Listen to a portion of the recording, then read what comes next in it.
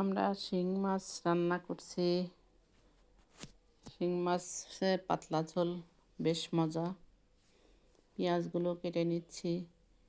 পেঁয়াজ সবাই কাটতে পারে না, চোখে পানি বের হয়। চপিং বোর্ডে পেঁয়াজ কাটলে খুব তাড়াতাড়ি হয়। মাছগুলো চপিং বোর্ডে কাটতে কষ্ট হয়, রক ফেলতে হয়। এই জন্যে শিং মাছ চপিং বোর্ডে কাটা একটু ঝামেলাই। এই জন্যে আমি বটিতেই কেটে নিচ্ছি। রকগুলো না ফেললে নিজের কাছেই অরুচি হয়। শিং মাছ একটু ডলে নিতে হয়, মাটির বাসনে ডলে নিলাম। কাটা হয়ে গেলে লবণ দিয়ে শিং মাছগুলো সুন্দর করে ধুয়ে নিতে হবে। আমি আলু কেটে নিচ্ছি। 1 পিস আলুই তরকারিতে দিব, এই জন্যে আলুগুলো কেটে নিচ্ছি। চাক করে কেটে নেওয়া হবে। আলু আসলে আমাদের জন্য ক্ষতিকরই। আমাদের বয়স হচ্ছে, আলু খাওয়াটা ঠিক না। আলু খুব কমই ব্যবহার করি মাছে। একটা দিলাম।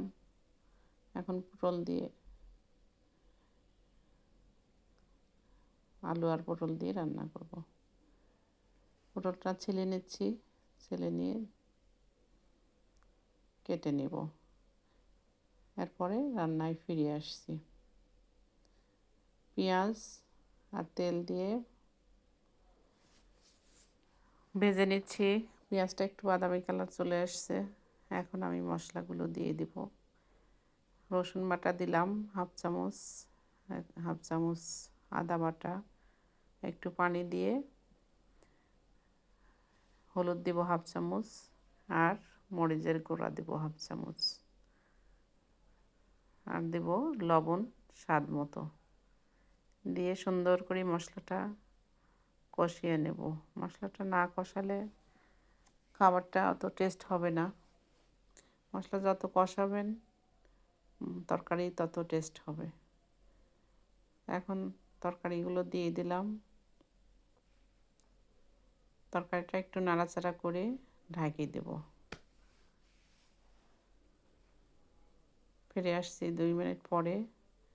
এখন তরকারিটা নাড়াচাড়া করব, করে মাছ ছাড়িয়ে দেব।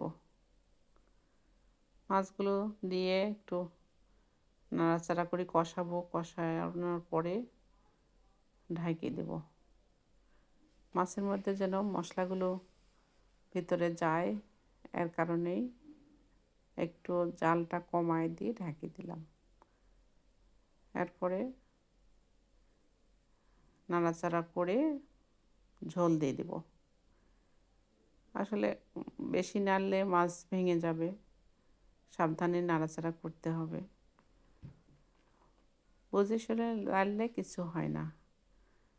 আর যদি এদিক সেদিক করে নাড়া হয় তাহলে মাছগুলো সব ভেঙে যাবে। মাছ সবাই নাড়াচাড়া করতে পারে না।